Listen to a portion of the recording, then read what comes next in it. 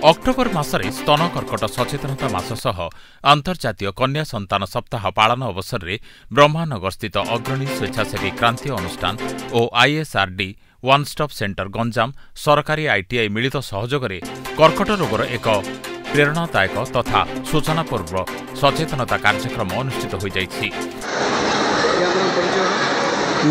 Doctor Devanand दास मुख कर्कट रोगी तथा क्रांति अनुष्ठान कार्यनिर्वाही निर्देशक। विश्व में अक्टोबर मास को स्तन कर्कट सचेतना दिवस पालन करा जाए। तेणु से ही प्रक्रिया क्रांति गत 9 वर्ष धरी यहीपरी कार्यक्रम कर आसुअछि।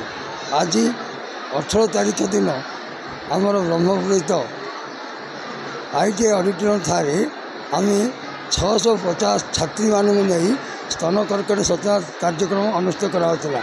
आमर उद्देश्य होची जीवन रे कर्कट एक कहानी मात्र।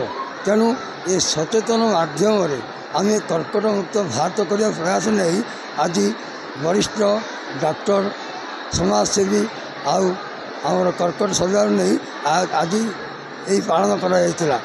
आमर क्रांतिर उद्देश्य होची लोक मैंने सचेतन हूँ एवं अन्य मानक सचेतन करूँ आ कर्कट मुक्त भारत हाथ में सहजर हाथ बढ़ातु। वर्तमान कर्कट सारा विश्व में प्रतिवर्ष 10 कोटी लोक मृत्यु मुखर पड़ते।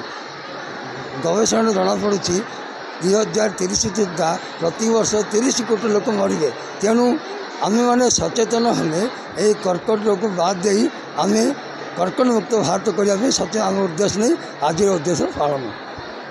वर्तमान समय रे स्तन कर्कट एक मुंड बथार कारण साजिछि। केतेक क्षेत्र में ठीक समय निराकरण एवं उपयुक्त चिकित्सा द्वारा एही रोगर निराकरण संभव होता है। सचेतन कराजिबा द्वारा एही रोग को मात दिया जाई पारिबो। स्तन कर्कट निराकरण एवं चिकित्सा विषय में सचेतनता वृद्धि करिबा व्यक्ति विशेष करी महिला मानकु गुरुत्वपूर्ण ज्ञान सहित सशक्त करिबा एवं कार्यक्रमर मुख्य उद्देश्य थिला।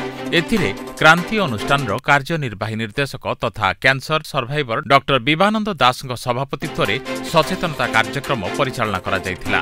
ब्रह्मपुरु इतिश्री पात्रଙ୍କ रिपोर्ट स्वस्तिक न्यूज।